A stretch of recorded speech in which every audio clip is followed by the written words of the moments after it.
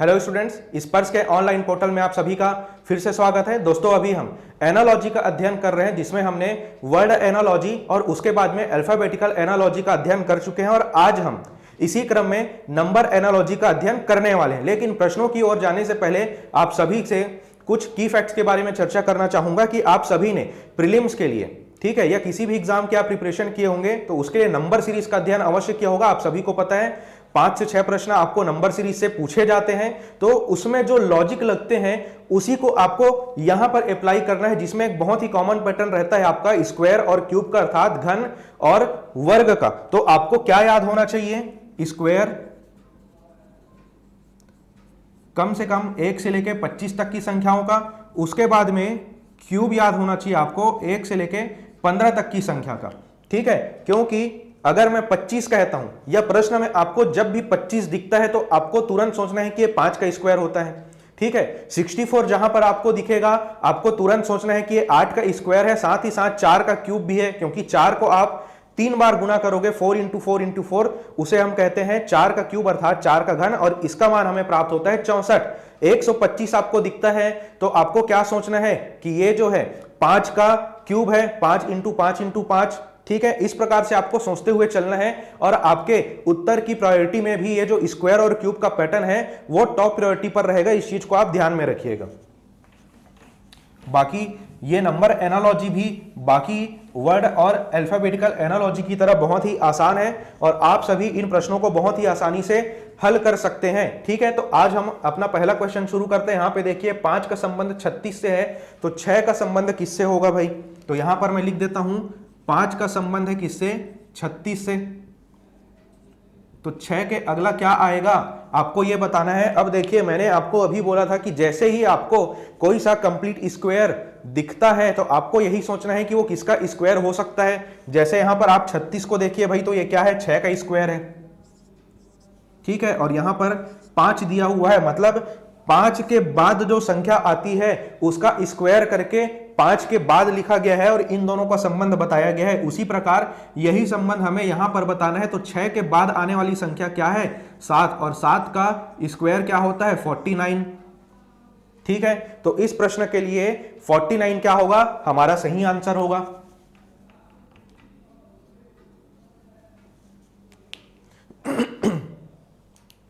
अब देखिए दूसरा प्रश्न क्या है। 3 का संबंध किससे है? 243 से है। तो 5 का संबंध किससे होगा? अब यहां पे देखिए 3 से मेरे को 243 तक जाना है, तो इसके 2 तरीके हो सकते हैं। एक तो मल्टीप्लीकेशन होगा, दूसरा क्या होगा? एडिशन होगा।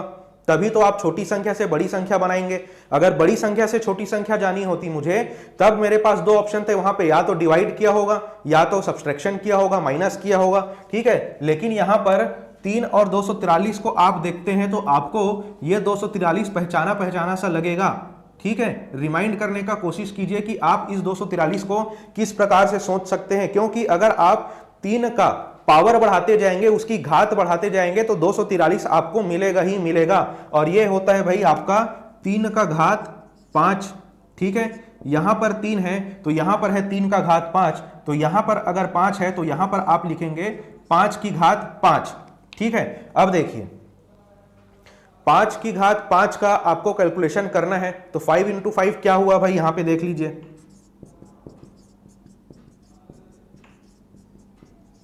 तो ये तो हो गया कितना? 25, ये भी हो गया कितना? 25, ये हो गया क्या? 5, और 25 का स्क्वायर आपको पता है कितना होता है? 625 इंटू अब 5 करना है आपको। तो इसे किस प्रकार से आपको पार्ट वाइज गुना करना है, इसको देख लीजिए। ये 625 में 600 तो है ना, और 600 पंचे कितना होता है भाई? 3000, और उसके बाद बचा रह गया क्या? 25, तो 25 पंचे कितना होता है? 125, तो ये क्या आ जाएगा?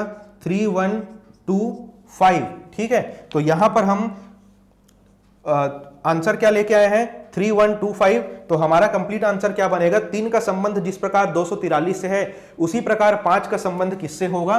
तो 3125 से, ठीक है। जब भी आपको मैथ्स में ऐसे बड़े कैलकुलेशंस करने में कठिनाई होती है, तब आप उसे क्या कीजिए? अलग अलग पार्ट में उसे तोड़ दीजिए। जैसे मैंने क्या किया, ये 625 को 600 प्लस 25 माना, ठीक है। और ऐसे कैलकुलेशन आप मैथ्स में बहुत किए होंगे, वही चीज आपको यहां पर अप्लाई करना है। उसके बाद देखिए अगला प्रश्न है 2 का संबंध 7 से है तो 5 का संबंध किससे होगा भाई। यहां पे सोचिए 2 का संबंध 5 7 से किस प्रकार हो सकता है। आपको स्क्वायर और क्यूब के फॉर्म में सोचना है। ऐसे तो बहुत लोग सोच रहे होंगे कि सर 2 में 5 जोड़ेंगे तो 7 आ जाएगा। भाई ये तो अलग ही लॉजिक हो गया। यहाँ पे इतना आसान भी नहीं होता है ये, ठीक है। थोड़ा सा आपको सादिशता और सीरीज के पैटर्न में सोचना है कि 2 से आप 7 किस प्रकार पहुंच सकते हैं। अब देखिए 2 का वर्ग कितना होता है, 4 होता है। उसी प्रकार 2 का क्यूब कितना होता है, 8 होता है। तो 2 का क्यूब होता है भाई 8 और यहां पर लिखा गया है क्या 7, मतलब ये क्या है 2 क्यूब माइनस 1 होगा कि नहीं। 2 का संबंध 7 से है तो इसे लिखा गया है 2 क्यूब माइनस 1। तो यहां पर 5 का संबंध बताने के लिए मैं क्या करूंगा, 5 का घन माइनस 1 करूंगा। और आप सभी को पता है 5 का घन होता है 125 और इसमें मुझे करना है 1 माइनस, तो यहां पर मैं लिखूंगा भाई 124। तो यहां पर जो हमारा क्या है प्रश्न नंबर 3, इसका आंसर आ जाएगा 124, ठीक है। अब देखिए यहाँ पे 20 का संबंध किससे है, 50 से है। तो 100 का संबंध किससे होगा। अब देखिए 20 का अगर आप स्क्वायर करेंगे तो बहुत बड़ी संख्या आती है 400, ठीक है। तो ये तो 50 दिया हुआ है, मतलब यहाँ पे क्या है मल्टीप्लीकेशन है, ठीक है। क्योंकि मेरे पास 2 ही ऑप्शन बचते हैं अगर मुझे छोटी संख्या से बड़ी संख्या बनानी है। तो एक होता है क्या एडिशन और दूसरा होता है क्या मल्टीप्लीकेशन। हालांकि स्क्वायर और क्यूब भी क्या है मल्टीप्लीकेशन ही है, लेकिन यहां पे मुझे 20 से 50 बनाना है। तो मैं क्या बोलूंगा 20 का जो 2.5 गुना होता है, ठीक है, 20 इंटू 2.5, तो मुझे क्या वैल्यू मिलेगा 50 मिलेगा। उसी प्रकार 100 में अगर आप 2.5 का मल्टीप्लाई करेंगे तो आपको क्या मिलेगा 250, ठीक है। यहां पर अब देखिए क्वेश्चन नंबर 5, 4 का संबंध है 65 से, तो आपको बताना है कि किसका संबंध 344 से होगा। अब देखिए पहले के क्वेश्चन में ये जो लास्ट वाला पद था यहां पर क्वेश्चन मार्क रहता था, अभी दूसरे यूनिट के पहले पद में आपको क्वेश्चन मार्क दिया हुआ है, ठीक है। मतलब आपको ये वाली संख्या यहां पे क्या आएगी ये बताना है। तो अब देखिए आप 4 और 65 में क्या संबंध हो सकता है।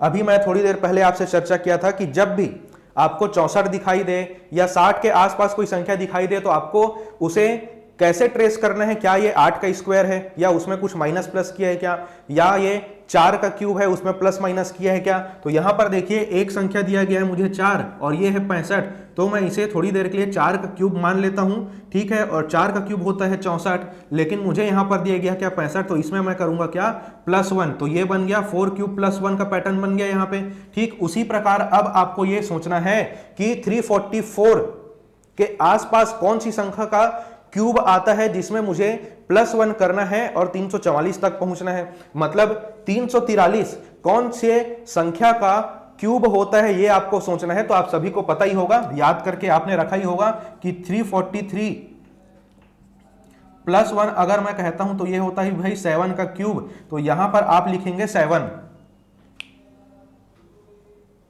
ठीक है। 7 का क्यूब होगा आपका 343 और उसमें अगर आप 1 जोड़ेंगे तो आपको मिल जाएगा क्या 344। तो यहां पर आपका आंसर आएगा क्या 7, ठीक है।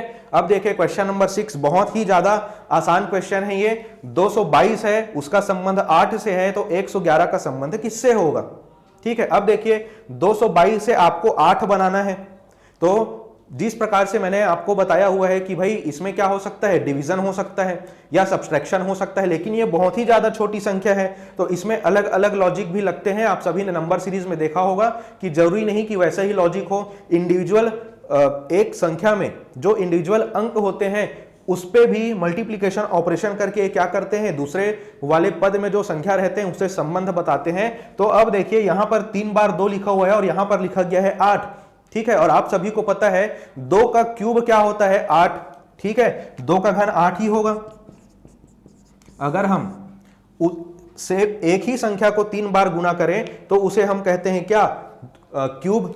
इसे हम इस प्रकार दर्शाते हैं 2 की घात 3, वही तो है ये 2 गुना 2 गुना 2 अगर आप करोगे तो आपको क्या मिलेगा 8, ठीक है। तो उसी प्रकार 111 का रिलेशन किससे होगा आप सभी को पता है, 1 की घात आप कितना भी कर लीजिए वो आंसर आपको 1 ही मिलेगा, और यहां पर भी 1 का क्यूब आप 1 ही लिखोगे। तो अब ये आपका जो सीरीज था ये कंप्लीट हो चुका है कि 222 का is related to 8 in the same way 111 is related to 1।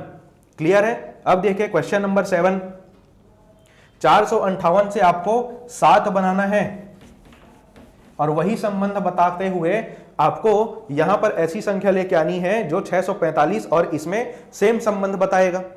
ठीक है। अब यहां पर देखिए 458 से मुझे बनाना है भाई 7।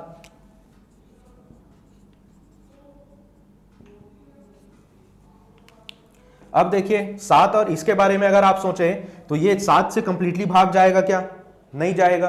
तब मुझे कुछ दूसरा तरीका सोचना पड़ेगा। यहां पर देखिए सेंटर में मुझे दिख रहा है 5 और ये है 8 और 4। अगर मैं इसे इस प्रकार लिख लूं 8 + 4 - 5 तो मुझे मिलेगा 12 - 5 और ये आता है 7 जो कि इसके इक्वल है। तब मैं ऐसा सोच सकता हूं कि ये जो फर्स्ट और जो थर्ड वाली अंक है इसको जोड़कर मिडिल वाले अंक से क्या किया हुआ है, डिफरेंस निकाला हुआ है। मतलब वही तो हम किए, 8 + 4 हो गया 12 और 12 में से अगर हमने 5 माइनस किया तो ये मुझे क्या मिला, 7 मिला। उसी प्रकार यही लॉजिक हमें 645 के अप्लाई करना है। तब मैं क्या करूंगा, ये जो 6 है और ये जो 5 है इसे आपस में जोड़ दूंगा और उसमें 4 माइनस करूंगा। तो 6 और 5 आप सभी को पता है 11 होता है, और 11 में से अगर मैं 4 माइनस करूंगा तो मुझे फिर से क्या प्राप्त होगा, 7 प्राप्त होगा। ठीक है। बहुत ही छोटे छोटे लॉजिक हैं और ऐसे ही लॉजिक के आधार पर ऐसे प्रश्न बनाए जाते हैं। आप सभी ने बहुत ही अच्छे से नंबर सीरीज में प्रैक्टिस किया होगा। अब देखिए क्वेश्चन नंबर 8 में क्या दिया गया है, 83 is related to 25 in the same way with whom 29 is connected. ठीक है। ये आपको बताना है कि 83 से आप 25 कैसे लेके आ सकते हैं। अब सोचिए फिर से कि 25 जो होता है वो 5 का स्क्वायर होता है। ठीक है। 5 का स्क्वायर होता है तो आप 83 का इस्तेमाल करते हुए 5 कैसे बना सकते हैं ये आपको सोचना है। तो 8 और 3 का डिफरेंस क्या होता है, 5 होता है, और वही डिफरेंस का जो स्क्वायर है यहां पर संबंध के रूप में बताया गया है। ठीक है। फिर से आपको बता रहा हूं 83 में 8 भी है 3 भी है, इन दोनों का डिफरेंस कितना होगा, 5, और 5 का जो स्क्वायर होता है उसे लिखा गया है यहां पर। अब देखिए मेरे पास एक दूसरा संख्या है क्या, 29 29, तो इन दोनों में 2 है और 9 है और दोनों का डिफरेंस आपको पता है क्या आएगा, 7, और यहां पर मुझे क्या लिखना पड़ेगा, 7 का स्क्वायर। ठीक है। और आप सभी को पता है 7 स्क्वायर कितना होता है, 49 होता है। ठीक है। तो ये ऐसे प्रश्न जो भी होते हैं वो बहुत ज्यादा कठिन नहीं होते हैं, बस प्रैक्टिस की डिमांड करता है ताकि आपको लॉजिक पता चल सके कि भाई ये प्रश्न को ऐसे भी सोचा जा सकता है, इसमें इस प्रकार से माइनस और इस प्रकार से प्लस भी किया जा सकता है। सिर्फ आपको क्या यूटिलाइज करना है, लॉजिक यूटिलाइज करना है। इसलिए ये चैप्टर जितना ज्यादा आप प्रैक्टिस कर सकते हैं उतना ज्यादा प्रैक्टिस कीजिएगा। ठीक है। अब देखिए यहां पर क्वेश्चन नंबर 9, 3122 का संबंध है 9144 से, तो यहां पर 0233 का संबंध किससे होगा। अब देखिए ये छोटी संख्या है, ये बहुत बड़ी संख्या है, और 3000 को लगभग, अच्छा इसको अगर मैं लगभग 3000 मान लेता हूं, ये दिया गया है मुझे 9000 से थोड़ा अधिक, तो ऐसा मैं सोच सकता हूं कि 3 गुना के आसपास होगा। तो देखिए इसका 3 गुना करके देखिए, इसमें अगर आप 3 का मल्टीप्लाई करेंगे तो यहां पे आएगा 9, यहां पे आएगा 3। ठीक है। और ये जो होगा वहां पे 66 होना था, लेकिन यहां पे है क्या, 44, मतलब 3 गुना तो नहीं है ये, तो मुझे कुछ और तरीके से सोचना पड़ेगा। अब आप देखिए इन दोनों को अगर आप ध्यान से देखेंगे तो आपको पता चलेगा कि हर जो अंक है, ठीक है, सभी जितने भी अंक हैं इंडिविजुअल उनका स्क्वायर करके उसी ऑर्डर में लिखा हुआ है। अगर 3 यहां पे है तो 3 का स्क्वायर पहले लिख दिया 9, 1 यहां पे दूसरे नंबर पे है तो यहां पे 1 का स्क्वायर लिख दिया है 1, 2 यहां पे है तीसरे नंबर पे तो यहां पे क्या लिखा है 2 का स्क्वायर 4, और यहां पर अंत में भी 2 है तो यहां पे उसका स्क्वायर करके क्या लिखा हुआ है 4 लिखा हुआ है। तो मुझे पता चल गया है लॉजिक। अब मुझे आंसर बताना है तो भाई 0 का स्क्वायर तो 0 ही होगा, 2 का स्क्वायर होता है 4 और 3 का स्क्वायर होता है 9, और क्योंकि यहां पे अंत में 2 बार 3 है तो यहां पर आप 2 बार 9 लिख दीजिए। इस प्रकार 0233 का संबंध किससे होगा, 0499 से, और यही संबंध यहां पे 3122 और 9144 में भी था। ठीक है। अब देखिए भाई क्वेश्चन नंबर 10 बहुत ही बढ़िया क्वेश्चन है। 4 का संबंध 32 से है तो 7 का संबंध किससे होगा। अब बहुत लोग बोल रहे होंगे सर 4 अट्ठे तो 32 होता है तो 7 अट्ठे 56 हो जाएगा। ठीक है, बिल्कुल हो सकता है, क्योंकि यहां पर विकल्प नहीं दिए रहेंगे आपको मुख्य परीक्षा में, और आप जो पैटर्न बता रहे हैं वो भी बिल्कुल सही है भाई, बिल्कुल होता है। 4 8 7 32 इन द सेम वे 7 8 7 56 बिल्कुल होना चाहिए। लेकिन मैंने आपको क्या बोला था कि जो स्क्वायर वाले पैटर्न रहते हैं वो आपकी प्रायोरिटी में होने चाहिए। हो सकता है आपको बाकी लोगों से थोड़े से अंक अधिक मिल जाए, ठीक है। तो अब देखिए यहां पे ये संख्या मुझे बतानी है कि यहां पर क्या आएगा, ठीक है। तो आप सभी को पता है 4 का स्क्वायर क्या होता है, 16 होता है, लेकिन यहां पे मुझे दिया गया है क्या, 32 दिया गया है। तो 16 से मैं 32 तक कैसे पहुंच सकता हूं भाई, 2 का मल्टीप्लीकेशन करूंगा तो इसको मैं क्या बोल सकता हूं, 4 स्क्वायर इंटू 2, ठीक है। 4 मुझे एक संख्या दिया गया था जिसका मैंने क्या किया, स्क्वायर इंटू 2, तो मुझे ये वाला संख्या प्राप्त हो गया। इसी प्रकार यहां पर मैं क्या करूंगा भाई, 7 मुझे दिया गया है तो 7 स्क्वायर इंटू 2 अर्थात 49 इंटू 2, और आप सभी को पता है कि 50 दूनी होता है 100, यहां पे 50 एक कम है तो आप 2 कम कर दीजिए यहां पे इस साइड में, तो ये आ जाएगा क्या 98, ठीक है। तो यहां पर हमारा आंसर क्या आएगा, 98 आएगा। देखिए 4 से 32 तक पहुंचने के और भी तरीके हो सकते हैं। आप सोच रहे थे 4 अट्ठे 32 होगा, मैंने यहां पे 4 स्क्वायर इंटू 2 कर दिया। और भी कुछ तरीके हो सकते हैं, हो सकता है 4 क्यूब डिवाइडेड बाई 2 होता, क्योंकि आपको पता है ना 4 का क्यूब क्या होता है 64, और 64 को अगर मैं 2 से डिवाइड कर दूंगा तो भी मुझे 32 ही प्राप्त होगा। तो इसे मैं क्या बोल सकता था, 4 क्यूब डिवाइडेड बाई 2 भी लॉजिक हो सकता है, ठीक है। सोच के देखिए, इन प्रश्नों में भी आपको कहीं कहीं पर मल्टीपल लॉजिक या मल्टीपल आंसर्स होंगे, ऐसा प्रतीत हो रहा होगा। तो बिल्कुल आप प्रश्नों को बनाकर देखिए, किसी और तरीके से किसी भी प्रकार का डाउट होगा तो आप हमारे संस्थान के नंबर पे बिल्कुल संपर्क कर सकते हैं। फिलहाल हम पहुंच गए हैं क्वेश्चन नंबर 11 पर। यहां पर मुझे दे गया है 24, और 24 का संबंध बताया गया है 125 से। उसी प्रकार मुझे बताना है कि 48 का संबंध किससे होगा। अब आप देखिए 24 और 125 को आप देखेंगे तो जाना पहचाना सा लगेगा। 125 को तो आप पहचान भी गए होंगे कि ये क्या है, 5 का क्यूब है, ठीक है। याद है कि नहीं भी आप लोग को, क्यूब स्क्वायर ये सब। तो 125 भी आपको याद आ रहा होगा कि ये क्या है, 5 का क्यूब है। अब 24 को देखिए, ठीक है। 24 तो किसी का एनपीएस है नहीं, सॉरी 24 जो है किसी का परफेक्ट स्क्वायर है नहीं, एनपीएस है, नॉन परफेक्ट स्क्वायर, ठीक है। लेकिन 25 के बाद में एक संख्या आती है, सॉरी 24 के बाद में एक संख्या आती है क्या, 25, वो क्या है 5 का स्क्वायर होता है। तो इसे मैं क्या बोलूंगा, यहां पर किया गया है भाई 5 स्क्वायर माइनस 1, और उसका संबंध बताया गया है 5 के क्यूब से। अब आपको सोचना है कि 48 के आसपास ऐसी कौन सी संख्या है जो क्या है, किसी का स्क्वायर है, ठीक है। तो 48 के बाद में आता है क्या, 49, जो कि होता है क्या 7 का स्क्वायर, और इसी को लिखा गया है 7 स्क्वायर माइनस 1, और वहां से बनाया गया है 48। तो आप सभी को पता है अगला टर्म क्या होगा, 7 का क्यूब होगा। तो 7 का क्यूब आप सभी को पता है क्या होता है 343। तो यहां पर लिख दीजिए आप क्या 343। अब यह पैटर्न हमारा कंप्लीट हुआ। यह था 5 स्क्वायर माइनस 1, फिर लिखा गया था 5 क्यूब, ये है भाई आपका 7 स्क्वायर माइनस 1, और इसे लिखा गया है क्या 7 का क्यूब, ठीक है। इस प्रकार से आपको इन प्रश्नों को सॉल्व करते हुए आगे बढ़ना है। उसके बाद में है क्वेश्चन नंबर 12, जिसमें मुझे दिया गया है 4 का संबंध 48 से है, और एक टर्म और दिया गया है 5 का संबंध 100 से है। तो यहां पर जो मिडिल वाला यूनिट है उसमें बताना है 11 का संबंध किससे होगा। अब आप इसको देखिए कि 4 से आप 48 कैसे पहुंच सकते हैं, उसी पैटर्न में 5 से 100 तक आप कैसे पहुंच सकते हैं। तो आपको पता है 4 का स्क्वायर होता है कितना, 16 होता है। 4 का क्यूब होता है कितना होता है भाई, 64 होता है। उसी प्रकार आपको पता है 5 का स्क्वायर कितना होता है, 25 होता है, और 5 का क्यूब कितना होता है, 125 होता है। मतलब यहां पे क्यूब और स्क्वायर के बीच में मल्टीपल ऑपरेशन हो सकता है।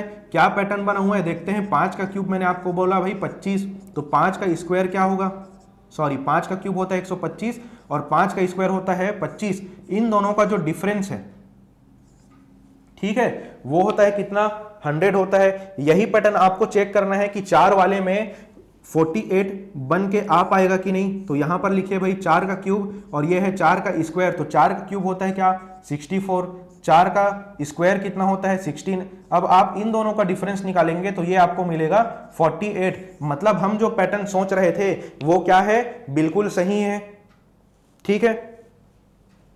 तो अब आपको देखना है कि 11 का क्यूब क्या होगा।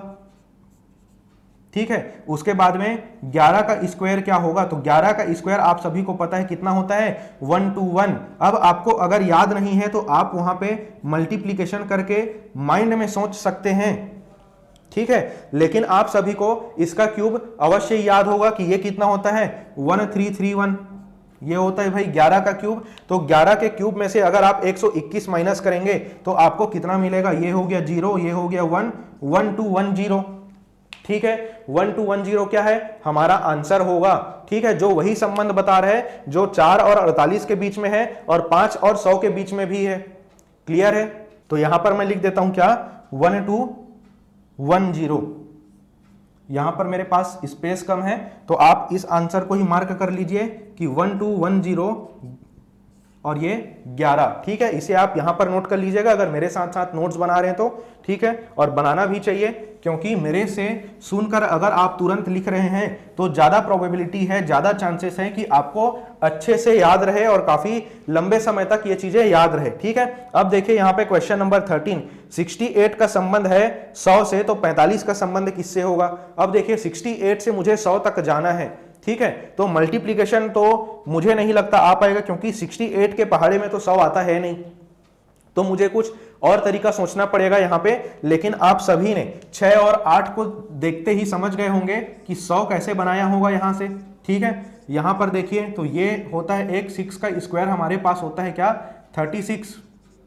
उसी प्रकार 8 का अगर मैं स्क्वायर करके लिखूंगा तो ये मुझे मिलेगा क्या 64। अगर आप 36 और 64 को जोड़ोगे तो आपको क्या मिल जाएगा 100 मिल जाएगा। उसी प्रकार यहां पे आपको दिया गया है 45, ठीक है, जिसमें 2 अंक है, एक है 4 दूसरा है 5, तो 4 का स्क्वायर होता है भाई आपका कितना 16। उसी प्रकार 5 के स्क्वायर को आपको इसमें ऐड कर देता है और 25 में से अगर आप 16 जोड़ोगे तो आपको क्या मिलेगा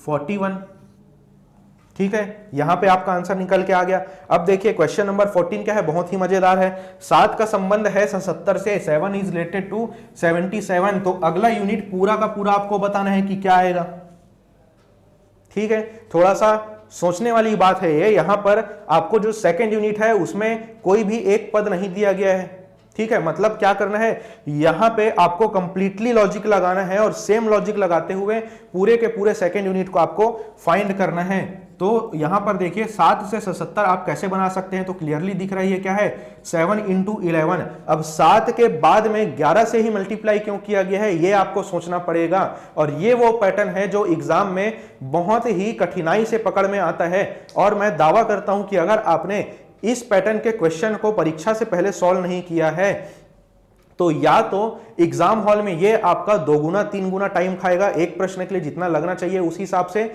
या तो इस प्रश्नों को आप छोड़कर आएंगे जानते हुए भी, ठीक है। तो यहां पे देखिए 7 क्या है एक प्राइम नंबर है, ठीक है। उसी प्रकार 11 क्या है प्राइम नंबर है, ठीक है। प्राइम नंबर मतलब होता है क्या अभाज्य संख्याएं, ऐसी संख्याएं जो खुद और एक के अलावा किसी भी दूसरी संख्या से भाग नहीं जाती, उसे हम क्या कहते हैं भाई अभाज्य संख्याएं अर्थात प्राइम नंबर। तो 7 के बाद में जो अगला प्राइम नंबर है वो क्या आता है 11 आता है। अब आपको क्या करना है 11 के बाद में जो 2 प्राइम नंबर आते हैं उसका क्या करना है मल्टीप्लीकेशन करना है, ठीक है, और उसे लिख देना है भाई यहां पे, ठीक है। तो 7 के बाद 11 के बाद में अगला प्राइम नंबर क्या आएगा 13 आएगा, तो एक टर्म तो मुझे मिल गया। उसके बाद में 13 के बाद आप देखिए 14 प्राइम नंबर है क्या नहीं है, 15 है क्या नहीं है क्योंकि 3 और 5 दोनों से भाग जाता है, 16 है क्या नहीं है 2 से भाग जाता है, 4 से भाग जाता है, 8 से भी भाग जाता है। उसके बाद एक संख्या आता है क्या 17, ठीक है, जो निश्चित ही क्या है एक प्राइम नंबर है और आपको क्या करना है 13 × 17 करना है, ठीक है। अब 13 × 17 का मल्टीप्लीकेशन क्या होगा, अब आप देखिए यहां पे 13 है मतलब इसमें 10 समाहित है, तो 17 दहाम में लिख देता हूं 170 और 17 तिया लिख दूंगा यहां पे 51। तो ये आपको मिल जाएगा क्या 0 और 1 को आप जोड़ोगे तो 1 मिलेगा, 7 5 होगा 12, ठीक है। और यहां पे हो जाएगा 221। तो अगला पूरा का पूरा यूनिट यहां पे क्या आएगा 13 is related to 221 in the same way 7 is related to 77। ठीक है, यहां पे ये लॉजिक लगाना था आपको प्राइम नंबर का। और आपको एक चीज और बता दूं, अगर आप प्रीलिम्स में या किसी भी परीक्षा में किसी सीरीज को नहीं बना पा रहे हैं तो वहां पे ये जो प्राइम नंबर वाला लॉजिक है उसे बिल्कुल अप्लाई करके देखिएगा, क्योंकि ये वो पैटर्न है जो आसानी से पकड़ में नहीं आता है, क्योंकि हम वहां तक पहुंच ही नहीं पाते हैं भाई कि नंबर सिस्टम का उपयोग करते हुए भी यहां पर एक सीरीज बना के आपको दे देगा। ठीक है, अब देखिए यहां पर है क्वेश्चन नंबर 14, 42 का संबंध है किससे? 14 से। तो 56 का संबंध किससे होगा? ठीक है, अब यहां पे देखिए 14 तिया कितना होता है? 42 होता है कि नहीं? अब आप यही लॉजिक यहां पर लगा के देखिए, जैसे 14 तिया कितना होता था? 42 होता था। वैसे ही आपको सोचना है कि किसके पहाड़े में तीसरे टर्म में क्या आएगा? 56 आएगा। ठीक है, तो 3 से भाग दे के देखिए इसको, ये जाएगा 5 को अगर आप भाग देंगे तो 3 एकम 3, 2 कैरी रहेगा 26, जो कि 3 के पहाड़े में आता नहीं है। मतलब आपको कुछ और लॉजिक यहां पर लगाना पड़ेगा भाई। तो 42 से 14 बनाना है आपको। ठीक है, और वही रिलेशन बताना है 56 और किसके बीच में होगा। तो यहां पर देखिए 4 दूनी अगर मैं करता हूं तो मुझे मिलता है 8, और मुझे क्या बनाना है? 14 बनाना है। तो 8 और 14 के बीच में है क्या? 6 का डिफरेंस। तो यहां पर मैं कर दूंगा 4 + 2 = 6, और दोनों को अगर आप ऐड करोगे तो आपको निश्चित ही क्या मिल जाएगा? 14 मिल जाएगा। ठीक है, उसी प्रकार अब आपको क्या करना है? 5 × 6 = होगा 30, और 5 प्लस अगर आप 6 करोगे भाई तो आपको मिलेगा 11, और इन दोनों को आप ऐड कर देंगे तो आपको मिल जाएगा क्या? 41। तो यहां पर आपका आंसर क्या आने वाला है? 41 आने वाला है भाई। ठीक है, देखिए इस प्रकार से भी प्रश्नों में सोचा जा सकता है, इसलिए मैंने आपको पहले ही बोला था कि नंबर सीरीज में जो आपने लॉजिक का इस्तेमाल किया हुआ है, जो स्किल डेवलप किया हुआ है इस चैप्टर में, उसको एज इट इज आपको क्या करना है? अप्लाई करना है। कुछ नया नहीं है इस चैप्टर में, बस थोड़ा सा आप मान के चलिए, इसको सीरीज की तरह देखिए और सोचिए कि सिर्फ टर्म्स जो क्या है छोटे हो गए हैं। वहां पे 5, 6, 7 टर्म होते हैं, यहां पे सिर्फ आपको 4 टर्म दिया गया है।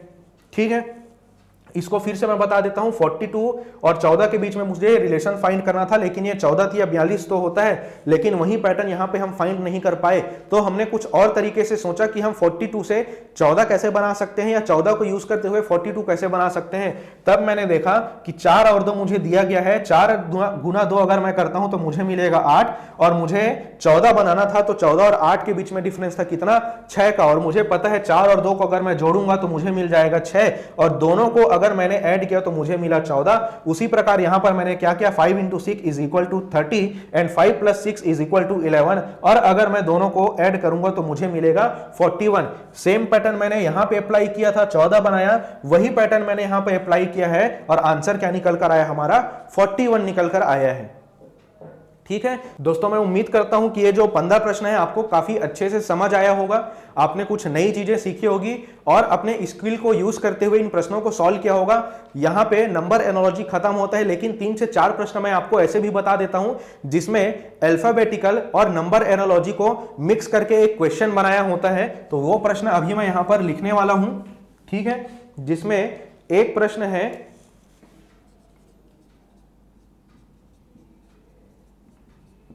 महेश का संबंध है आपका 154364 से। ठीक है, तो सेम का संबंध किससे होगा?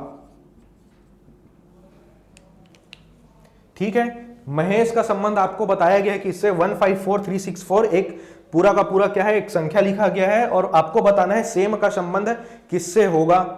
ठीक है, अब आप देखिए, अगर आप इसको अल्फाबेटिकल एनालॉजी का लॉजिक लगाएंगे तो m = होता है 13, लेकिन यहां पे लिखा गया है 1। ठीक है, उसी प्रकार a = होता है 1, तो यहां पर लिखा गया है 5, h = होता है 8, यहां पर लिखा गया है 4। ठीक है, मतलब क्या है? यहां पर जो अल्फाबेट के सीरियल नंबर होते हैं उसको ना लिखकर यहां पर एक संख्या से इसका रिलेशन बताया गया है। मतलब ये क्या है? डायरेक्ट सब्स्टिट्यूशन का क्वेश्चन है। अब ये जो सेम आपको वर्ड दिया गया है उसे आप यहां पर फाइंड कीजिए, तो इसके जो अल्फाबेट्स हैं पूरे के पूरे आपको इस महेश के अंदर में समाहित मिलेंगे। तो यहां से आप क्या कीजिए, एस अगर यहां पे है तो ये 6 है, तो यहां पे आ जाएगा 6। ठीक है। उसके बाद में h है तो यहां पर h है तो ये आ जाएगा 4, यहां पर a है, यहां पर दूसरे नंबर पर 4 है, सॉरी a है तो यहां पर आ जाएगा क्या 5। उसके बाद में ये m है, यहां पर पहले में m है तो ये आ जाएगा क्या 1। उसके बाद में बचा हुआ है e, तो ये है 1 2 3 चौथे नंबर पर, तो यहां से 3 छोड़ के ये जो चौथा वाला है 3, ठीक है। ये क्या बताएगा e के सब्स्टिट्यूशन को। इस प्रकार सेम का रिलेशन आप किससे बताओगे 6 4 5 1 3 से, ठीक है। ऐसे प्रश्न भी आपने निश्चित ही प्रैक्टिस किए होंगे, ठीक है। एक और प्रश्न यहां पर मैं लिख रहा हूं, लव इज रिलेटेड टू 3 6 4 5।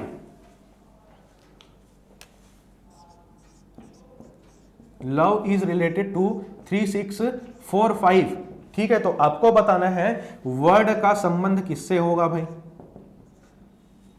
अब देखिए L इज इक्वल टू होता है 12, O कितना होता है 15, V होता है 22 और E होता है कितना 5, ठीक है। लेकिन यहाँ पे 12 नहीं लिखा गया है, 3 लिखा गया है। उसी प्रकार यहाँ पे 15 नहीं लिखा गया है, 6 लिखा गया है। यहाँ पर 22 की बजाय 4 लिखा गया है। ये 5 मुझे 5 दिख रहे हैं यहाँ पे, ठीक है। मतलब यहाँ पे क्या किया गया है, जिस अल्फाबेट का सीरियल नंबर डबल डिजिट में आ रहा था उनके अंकों को जोड़कर उसे सिंगल डिजिट में क्या किया हुआ है, कन्वर्ट किया हुआ है। देखिए यहाँ पे 12 में 1 और 2 है तो 1 + 2 करके इसको 3 लिखा है। 15 में 1 और 5 है तो 1 + 5 करके 6 लिखा हुआ है। 22 में 2 बार 2 है तो यहाँ पे 2 + 2 4 लिखा हुआ है। और ये 5 तो सिंगल डिजिट का है, फिर भी आप इसे ऐसा कंसिडर कर सकते हैं 0 और 5, और 0 और 5 को आप अगर जोड़ोगे तो आपको पता है आपको 5 ही मिलने वाला है। तो यही लॉजिक आपको लगाना है वर्ड के लिए। तो W होता है भाई 23, O होता है 15, R होता है आपका 18 और D होता है 4, ठीक है। तो यहां पे तो लास्ट में 4 ही रहेगा, ठीक है। 2 और 3 को अगर आप जोड़ोगे तो आपको मिलेगा 5, 1 और 5 को आप जोड़ोगे तो आपको मिलेगा 6, और 1 और 8 को अगर आप जोड़ोगे तो आपको क्या मिलेगा 9, ठीक है। तो यहां पे वर्ड का संबंध किससे आएगा 5 6 9 4 से, ठीक है। तो ऐसे प्रश्न भी आपको अल्फाबेटिकल एनालॉजी में या नंबर एनालॉजी में किसी में भी पूछा जा सकता है, क्योंकि ये दोनों का मिक्स क्वेश्चन है, ठीक है। तो दोस्तों यहां पर हमारा आज का ये जो वीडियो था नंबर एनालॉजी यहीं पर समाप्त होता है, और ये जो पूरा चैप्टर था हमारा एनालॉजी अंततः समाप्त हो चुका है। तो मुझे उम्मीद है कि आपने इसके पहले के 2 वीडियो भी देखे होंगे, ठीक है, और काफी अच्छे से इन चीजों को समझ पा रहे होंगे। अगर किसी भी प्रश्न में आपको किसी भी प्रकार का डाउट होता है तो संस्थान के दिए गए नंबर पर आप हमसे अवश्य ही संपर्क कीजिए, ठीक है। तो दोस्तों इस वीडियो को यहीं पर समाप्त करते हैं, जल्द मिलेंगे आपसे अगले वीडियो में। Thank you class.